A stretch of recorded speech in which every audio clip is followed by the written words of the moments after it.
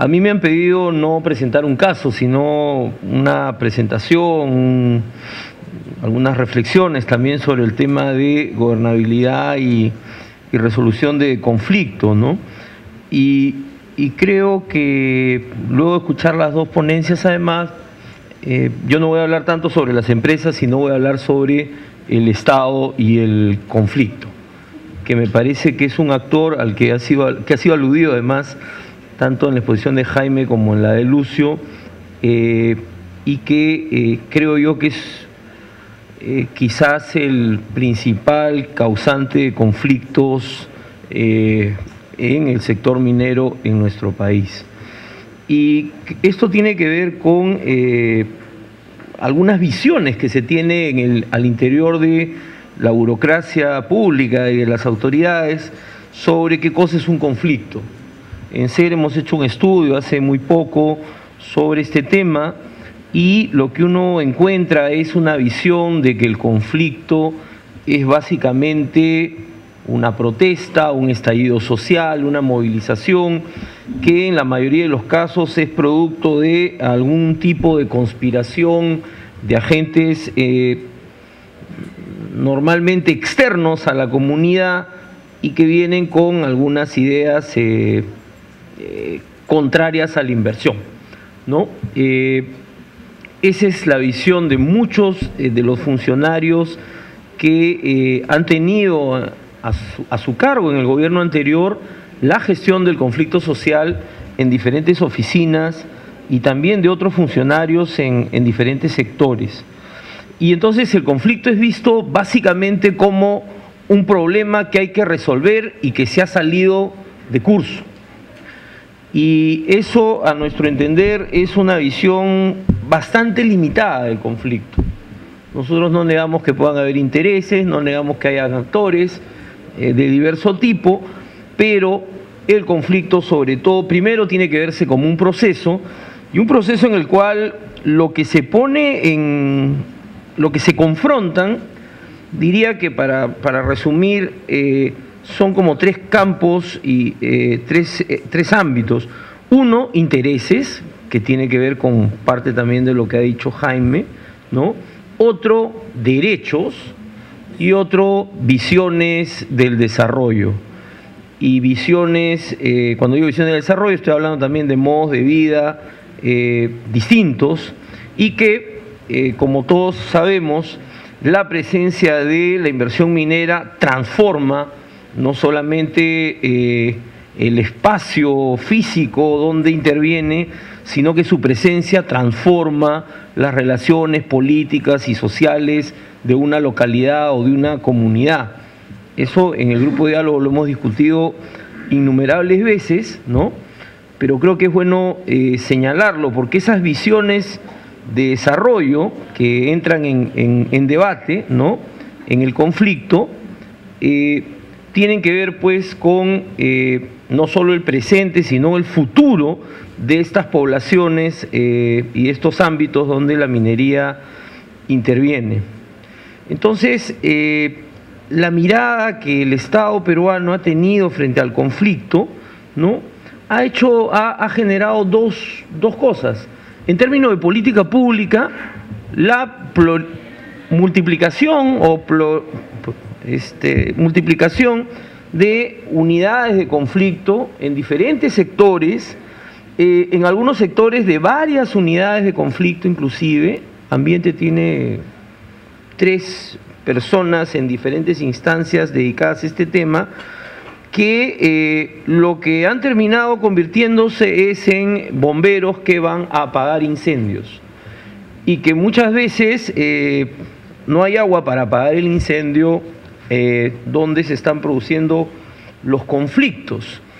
Y entonces tenemos una multiplicidad de actores estatales que actúan sin mayor coordinación. Basta poner el ejemplo, van a discutirlo más tarde creo, del caso Conga, pero también en el caso Andahuaylas, que no tiene que ver con gran minería, sino con una protesta sobre todo contra minería informal. la descoordinación sectorial al nivel más alto, al nivel ministerial, se ha hecho evidente y se sigue haciendo evidente de manera pública, ¿no? Entonces, la lógica es, como digo, responder a situaciones donde ya hay estallido social sin mayor coordinación, ¿no? Y a esto además se suman otros factores que no tienen que ver ya solo con la dinámica de la movilización, sino con factores internos del Estado peruano. Jaime también lo ha dicho, esta ineficiencia en general del sector público, porque no solamente son gobiernos locales que gastan mal o gobiernos regionales que gastan mal, son sectores que también gastan mal, ¿no? Es decir, el problema no es solamente el gobierno local, que es una suerte de nuevo rico con el canon, que no sabe qué hacer con este dinero, sino en general hay una gran incapacidad para el gasto y la inversión en el sector público. Ya he mencionado la descoordinación intersectorial, que no solamente se da en el proceso de conflicto, sino se da muchas veces a lo largo de los procesos, y además otros factores como un proceso de descentralización sumamente desordenado como el que ha tenido el Perú, ¿no? Tenemos un proceso de regionalización trunca, porque no hemos llegado a regionalizar el país, y sin embargo gobiernos regionales de base departamental que han recibido ya todas las competencias que tenían que recibir de acuerdo a la ley una vez que estuvieran convertidas en regiones, ¿no? Además, 3 puntos más sobre los problemas del Estado: la falta de transparencia, que es muy grande y que siempre los funcionarios del ministerio, y si hay alguno acá, seguramente va a decirme eso, no basta con publicar informes, documentos, etcétera, etcétera, en la página web, en un país donde las poblaciones donde se desarrollan estos proyectos no necesariamente tienen acceso a Internet. Además, una poca valoración de la opinión de los ciudadanos, ¿no? Y en ese sentido, por ejemplo, la experiencia de Tintaya, para quienes no la conocen, ¿no? Y que Lucio ha presentado, es una experiencia muy interesante de cómo una empresa aprendió a valorar no solamente a la autoridad local, sino a los ciudadanos en una situación de alta conflictividad en algunos momentos. Y lo último, los malos servicios públicos que tenemos y que generan una demanda y una expectativa muy grande de la ciudadanía. Ahora, todo esto que he señalado, la pregunta que uno se hace es si esto es posible transformarlo o cambiarlo.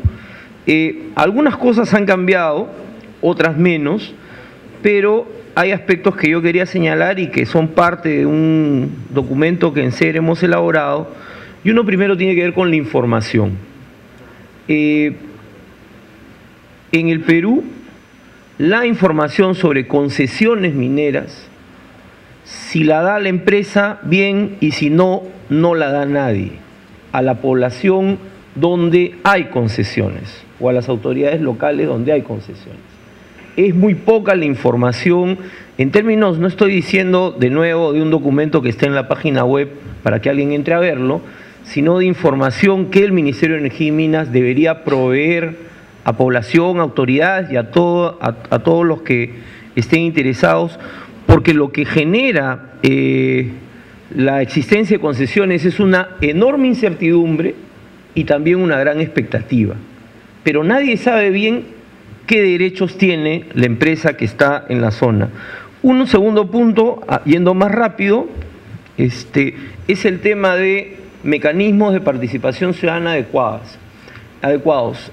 Algunos amigos dirán que tenemos un reglamento en el sector, pero lamentablemente ese reglamento de participación ciudadana no es exactamente, si bien plantea algunos mecanismos de información, sobre todo, no podemos llamar a eso participación ciudadana, porque la participación ciudadana, y esto lo sabe cualquiera que estudia educación cívica en el colegio, es un proceso en el cual el Estado dialoga con los ciudadanos, no la empresa. Le podemos poner otro nombre, pero participación ciudadana es un diálogo entre el Estado y sus ciudadanos. donde deliberan sobre los asuntos públicos. Entonces, que el reglamento exista fue un avance, pero por lo menos a nosotros nos parece que hay que hacer algunos ajustes. La ley de consulta, de alguna manera, abre esa posibilidad, pero la ley de consulta previa no está vigente para todos los espacios donde la minería se desarrolla. Entonces, creo ahí que hay que hacer algunos ajustes al reglamento. Uno tercero, la definición y precisión de competencias, tanto a nivel sectorial como las competencias regionales, vinculadas a ordenamiento territorial, ¿no?, vinculados al tema de los estudios de impacto ambiental, ¿no?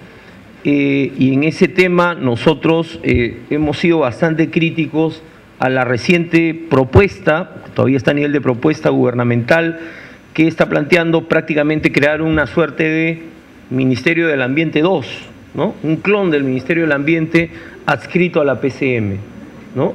Nos parece que en todo caso es el Ministerio del Ambiente al que hay que fortalecer, así como hay que fortalecer a un Ministerio de Energía y Minas que yo creo, y en SER también creemos, que ha sido rebasado por la dinámica y el enorme crecimiento de la inversión minera en el Perú. Sin un Ministerio de Energía y Minas y un Ministerio del Ambiente fuertes, ¿no?, vamos a seguir teniendo los problemas que estamos teniendo.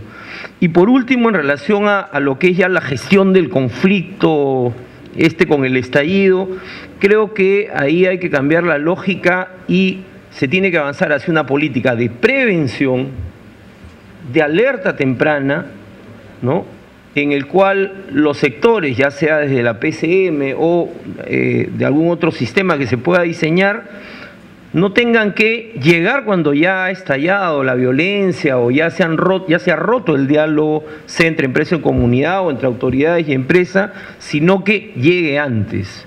No hay conflicto en el Perú que no haya sido anunciado por algún memorial que mandó alguna comunidad al Ministerio de Energía y Minas, al Ministerio del Ambiente, a la Defensoría del Pueblo o a la Presidencia de la República.